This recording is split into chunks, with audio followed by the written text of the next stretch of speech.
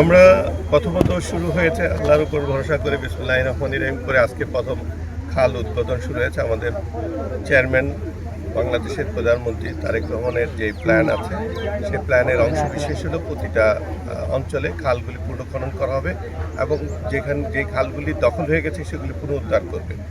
আমাদের আপনারা জানেন ভালো করে যেগুলি দখল হয়ে গেছে সেগুলি একটা টাস্ক ফোর্স গঠন হচ্ছে। তারা একটা নিয়ম শৃঙ্খলার মধ্য দিয়ে আইনানুগ ব্যবস্থা গ্রহণ করলে পুনরুদ্ধারের ব্যবস্থা করবে। আর যেগুলি এখন পুনঃখনন এবং নতুন খাল খনন সেগুলি এখন দ্রুতগতিতে চলতে থাকবে।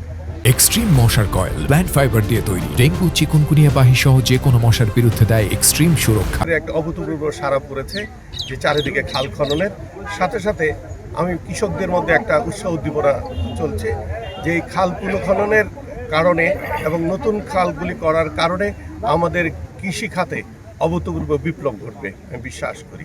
আমাদের বিশেষ করে জলবদ্ধতা, পানিবদ্ধতা এবং কৃষকরা যেভাবে কষ্ট করেছেন অনেক দূর থেকে পানি এনে এই সেচের ব্যবস্থা করে যেভাবে কৃষিকাজগুলি করেছেন সেই থেকে অন্তত রক্ষা পাবে এবং আমরা মনে করি অচিরে আগামী 1-2 বছরের মধ্যে চাল ডালের দাম কমে আসবে।